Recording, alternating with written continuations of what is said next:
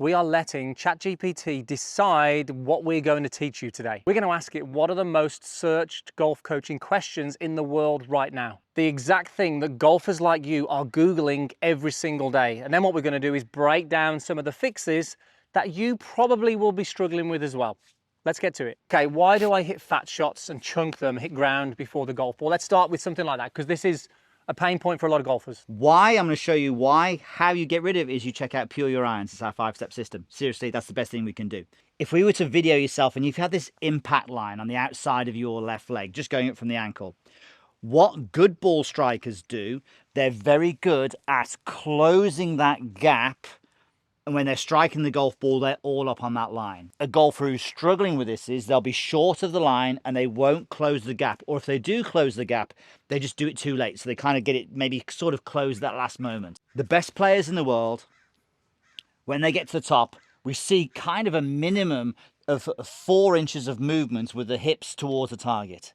So even if you just stood there now, stood up right now and just went, right, I'm going to go to the top of my backswing and I'm going to shift my hips towards the target. Now it's difficult to see what 4 inches looks like, but if you're looking in a mirror or something like that, all we're really looking to try and do is, can we get the left hip over the left foot as early as possible? If you do that, you've got a chance. Let's just demonstrate what that 4 inches looks like okay. with the hips. Oh, did you hear that, Andy? That was nice. Sounded nice. It was definitely ball then turf, which is good. How do I get more distance, more power with the driver? A lot of golfers who struggle with distance will see not a lot of movement from the torso early. We'll actually see the arms doing all of the work. Whereas we know the best players, the longest hitters, what they do is they get into that right side really early, but they also rotate earlier. If you can get, by the time your lead arm is parallel to the ground, if you can get like almost all of your turn by that point in your backswing, then you're going to be okay. So I've probably got around about 70% of my torso turn at this point. By the time I get to the top, it might get to 100. But if I can actually just get that turn early, I know that I'm at least got more chance of loading this trail leg and getting a big turn behind the golf ball. You'll see my body very much gets behind the golf ball.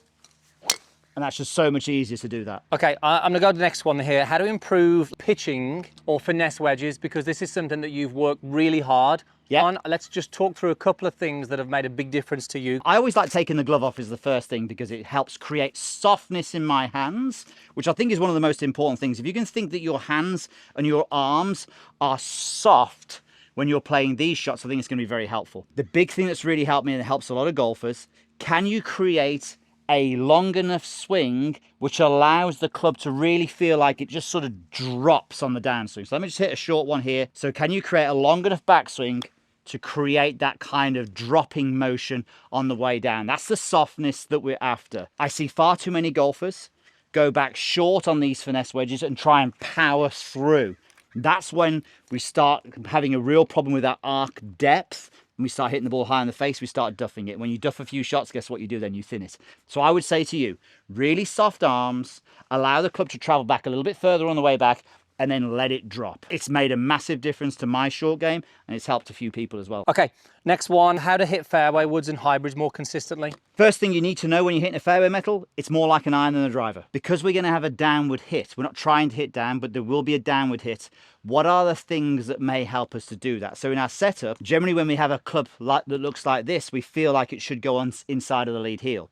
Actually, we want it at least a club head inside the heel. This is just going to guarantee we get that solid strike. Weight 50-50, maybe even slightly on the front side. But I love having practice swings to the side of the ball where we are brushing the turf. But it's so easy to go straight into a shot like this, not have a practice swing and top it. The sole of the club is designed to sort of glide through the turf. So most golfers struggle with topping these shots. So make sure you're focusing on hitting the ground. Okay, so let's go driver versus iron. Let's just quickly summarize driver versus iron difference. Ball forward with the driver, loading up the trail side. You can notice that if there was a gap between the impact line, what we're doing now is as we start the downswing, it's shifting towards the impact line. My spine actually tilts a little bit back as I do this. I then rotate, but as I'm doing all of this, there's a good chance, especially with the best players, that that left leg is being pushed into the ground and I'm being pushed back. That's keeping me short of the impact line. And that's fine because we're on a big high tee and we're trying to launch it up in the air. Whereas conversely, With the iron, we want to get to that impact line, as we said. So we want to make sure that when we're hitting an iron, obviously, that we are, yes, we're getting to that line, but we are covering the ball with our body as opposed to the driver hitting it a little bit more like that. So if these tips are helpful and you want to see more videos like this on a regular basis, make sure you hit the subscribe button and hit that notification bell as well. We've got one here, how to avoid early release. So early release, what is it? So we create these angles as we swing back. I mean, we always like around about 90-degree angle by halfway back. So from here, as we swing down, these are the angles that we're storing. That's the lag that we are storing. Now I need to release that lag. But the problem is, if we release it too early, it can be inefficient, because by the time it gets to the golf ball, you saw me hit the ground before there, I'm going to bottom out early, which means I can either fat it, thin it, because I don't want to fat it, or hit it really high and not really compress it. The secret to this is, though, if you know that you are early releasing, you don't keep the lag by trying to hold the lag. You trying to hold that lag will put all the effort into your arms. The way we keep the lag is by the pivot. So if I swing to the top, I talk about this all the time. Imagine that I want to keep my arm up on a shelf. I want to shift to the target. I want to rotate. The left shoulder obviously went down.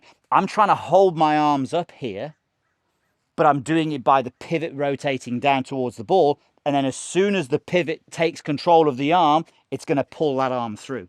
That's what's going to hold on to that lag longer, by you shifting and rotating to the target better. One thing that would say on that as well is that the early release is often a symptom to something else. Often it's the club face wanting to be open, so then we have to try and square it up. So don't try and fix the early release before you found the root cause. Check the face first. It's often the symptom. This is a good one. Definitely something that golfers need to work on. How to shape shots, draw, fade, and punch. Let's do all three. I like to create a draw by making sure I have something in my setup shifting the path to the right.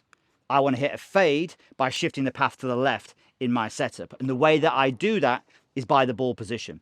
So if you think about it, if I hit the ball later in the swing, it's more like the club path is going to the left. Conversely, if I put the ball back in the stance, then I'm going to have my club path going more out to the right. So I'll put the ball further back for the draw, and I'll put the ball further forward for the fade.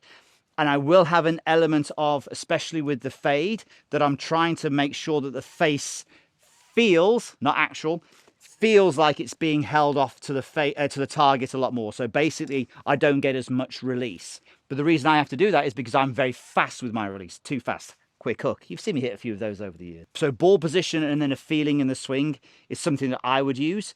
Andy is a little bit more along the lines of, okay, if he wants to play a draw, he'll aim the club face about target, maybe ever so slightly right, but then he'll aim his body further right of that, then take his hands on the golf club, swing on the line of his body. That'll create the path to the right, and the fact his face was pointing left of that, he's going to get a nice little draw.